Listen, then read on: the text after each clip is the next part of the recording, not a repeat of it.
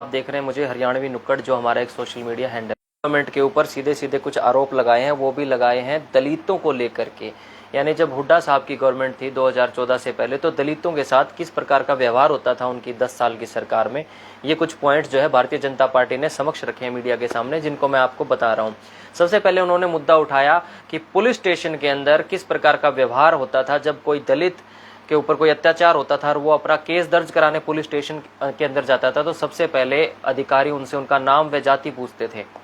ऐसा भारतीय जनता पार्टी का कहना है कि जाति पूछ करके केस दर्ज किया जाता था। अगर वो सवर्ण जाति से है तो केस दर्ज कर लिया जाता था, अगर कोई दलित या शेड्यूल कास्ट तो उनको केस ना दर्ज करके या तो भगा दिया जाता था। बहुत बड़ा आंदोलन हुआ था मिर्चपुर कांड को लेकर के।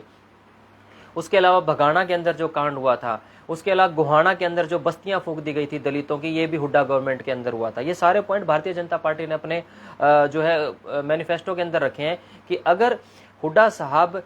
दलितों के साथ पहले की तरह अब भी व्यवहार करेंगे तो किस प्रकार से वो बीजेपी हो आपस में बोलते हैं, लेकिन आकलन आपने करना है, एनालिसिस आपने करना है, विचार आपने करना है कि कौन सी पार्टी किस हिसाब से क्या बोल रही है, क्योंकि धरातल पर वही होता है जो रियलिटी के अंदर देखा जा रहा होता है। अब जो दलितों का अगर मुद्दा है, तो अभी कुछ साल पहले भी पूरे भारत के अंदर भीम आर्मी ने भी अपना प्रोटेस्ट किया था। भीम आर्मी ने सबसे पहले प्रोटेस्ट किया था जब 2 अप्रैल को आरक्षण को लेकर के पूरे भारत के अंदर भीम सेना उतर गई थी। चाहे मिर्चपुर कांड के अंदर दलितों के घर जलाने की बात हो, या फिर भगाना के अंदर जितने भी दलित जिनका पलायन करवा दिया गया था उनको भगाना गांव छोड़ने के लिए मजबूर कर दिया गया था, ये सारे के सारे 2014 से पहले हुए थे, ऐसा भारतीय जनता पार्टी का कहना है। अब पिछले 10 साल में 2014 से 2024 के अंदर ये आपको बताना है कि दलितों के साथ कैसा व्यवहार हुआ है या उनको कितना साथ, अगर इसी प्रकार की कोई ज्यादती होगी तो दलित इस बार बहुत समझदार हैं। वो लोग ये देख रहे हैं कि कौन हमारा वाकई में साथ दे रहा है और कौन केवल हमारा नाम लेकर के वोट बैंक हथियाने का काम कर रहा है।